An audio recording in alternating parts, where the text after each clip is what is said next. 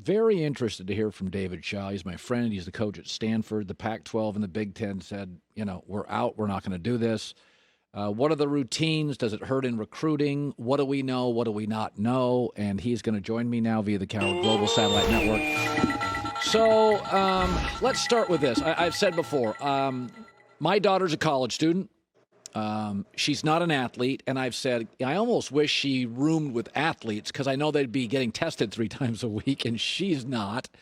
So I kind of feel like college athletes, if my kid was at Stanford and I know you would be getting them tested and they would be your medical supervision, I'd feel pretty good. What I would worry about is my daughter hanging out with her non-athlete roommates and boyfriends and who knows what. So my takeaway on this may be simplistic, but I think the athletes are safer than the student body. Am I wrong on that? What do we know? How do you feel? First of all, good to see you, Colin. And absolutely, I agree 100%, like most coaches and student athletes agree also, is that we provide an environment that is a lot safer than the general population of a university. Our conference concerns have a lot to do with the actual playing of the sport and a lot of the things that we've heard recently, where it's not the day-to-day keeping them away from the virus. We all know it's proven around the world that you can't completely stop this thing, can't completely keep it out. This new information about the heart, and Colin, you've talked to doctors before, and when you have world-renowned cardiologists that say, you know what, I don't have an answer for you. I think that forced a lot of us to kind of pause and say, okay, there's a big element here that is a potential health risk that we don't have an answer for, that we better operate with caution. And then on top of that, I agree that we have a rhythm of testing, taking care of them, that I think is really great. But then you're talking about competition, you're talking about getting on the field, and especially the last couple of studies that come out to say those neck gaiters that most people are wearing may or may not be effective at all.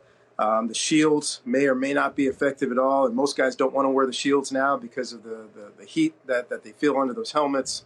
That now it's not just transmission of the virus, but then also the high-risk contacts, where if one person is test positive, and then now if those masks, those gaiters, and those shields don't work, then that just made 4 other guys, 8 other guys, 12 other guys sit in quarantine for 2 weeks, and that's hard to calculate.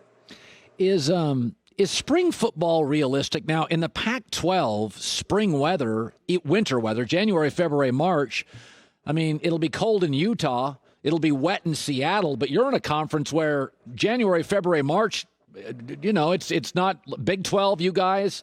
Could spring football work? I think it's feasible if you do it really early. And for me, I've been calling it winter football.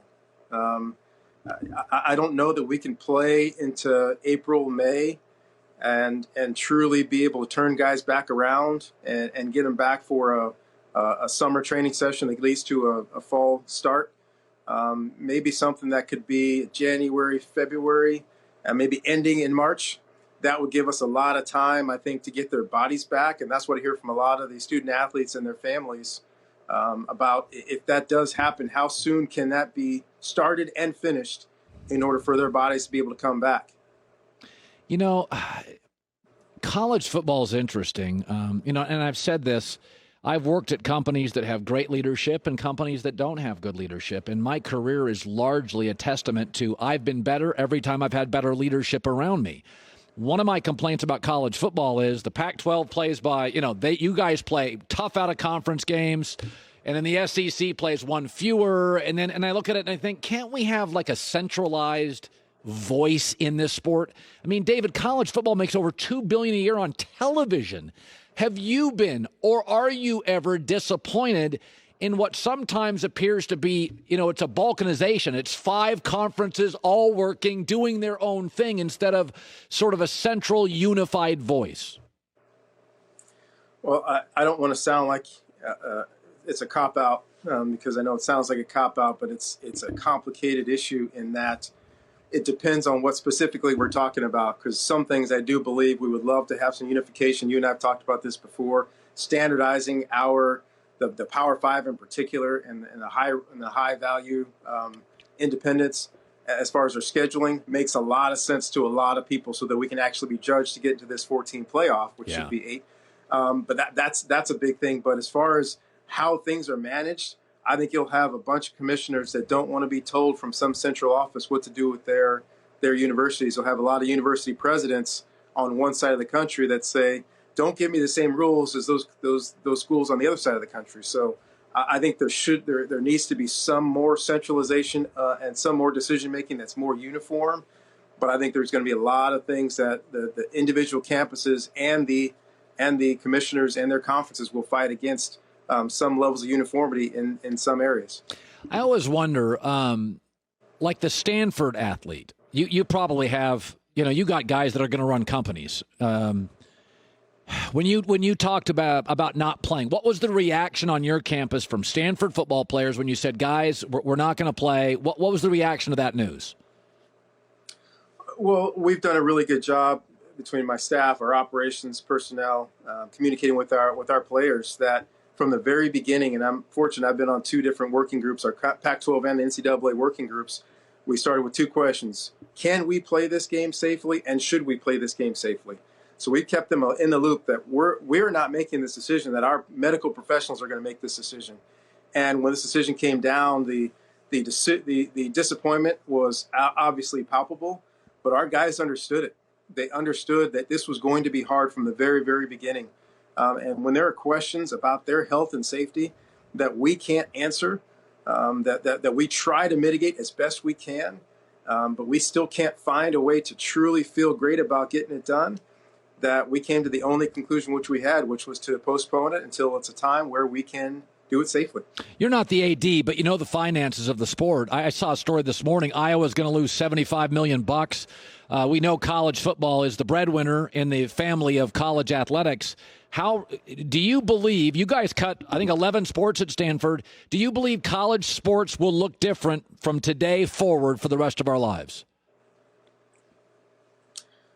I think in the short term, absolutely. It's one of the things I feel even more confident about, that we made the right decision, because we made the decision despite the potential difficulties financially for institutions as well as conferences. We made the right decision for our student athletes. We made the right decisions for our staffs, because as much as we talk about providing an environment for the student athletes, a high percentage of them are not in a dangerous position with this virus. Some of them are, and we have to really account for all of those that are. But our staffs, our coaches, the other people that are going to be around our team, our doctors, trainers, et cetera, this is a very, very difficult thing that we've proven as human beings that we can't completely stop around the globe. So I think we made the right decision despite how difficult this is going to be financially for all those affected. Yeah. Are you guys still practicing? What's the protocol, David, right now? Well, as you know, region by region, things are very different. We are able to train. We can't share equipment right now. We can get on the field and do a lot of things, but we can't get too close. We're still keeping our 6-foot social distancing. So there are other areas of the country that can do more than others. So we're adhering to our local protocols. But our guys are training, our guys are doing well, and our guys, once again, shared an element of gratitude this week that we made a decision that we thought was best for them and their health. Good seeing you. It's been, I just told Joy here, it's actually, I've seen more of my daughter and my son than I ever have before. I know your family. It is kind of an interesting time in our lives. I mean, it's one of those things. I think I wake up in the morning fairly optimistic. I told my kids, I'm like, you're going to get more of Dad for the next year, like it or not. Thank God I like my kids. But I mean, for you personally, how have you dealt with it? It's been outstanding. The life of a football coach. And the other day I grabbed my keys and I was walking out the door, and my kids stopped me because they hadn't seen me do that in a while, and they got thrown off. Because they're used to me not being around, but for me being around pretty much for 5+ months, being there for breakfast, lunch, and dinner, going for walks, playing games, when I have time, when I'm not doing Zooms. It's been great. It's been a great lift to our family. We all know there's a tipping point, that sometimes there's too much family time, that we need a little break from each other. But at the same time, for football coaches, this is a time that we'll look back on, and with all the difficulties, I think we'll all agree that this was a great time to be with our families. Good seeing you, Coach. David, I love having you on the show. Thank you so much. Great to see you, man. Good to see you. Good perspective on it. Listen, it's college football's the one joy. You and I, you're a Hurricane through and through, and I'm Pac-12 guy forever. And this is the sport I don't know what to get. I can guess a bunch of stuff. I also do think it's easier to do NASCAR than horse racing, golf than it is the NFL. College is really complex, and you got the college kids. By the way, the college kids want to go to college, but the professors are 65 years old, and they're like, no, I don't want kids in my class. There's so many elements to college football that don't even remotely apply to professional sports. It's just, it's completely different. And even if it's college football and pro football has billionaire owners. They can write a check and just say tested. All these kids are technically adults, right? But we refer to them as college kids because they're amateur athletes. It is upon us in some way to protect them, right? Sure. If I'm not paying you, that's always the conversation. Yes, I'm not paying you and asking you for a physical health risk. It's very complicated. Yeah, people are trying to simplify college football and COVID. It's really a lot. College professors, a lot of them are 60.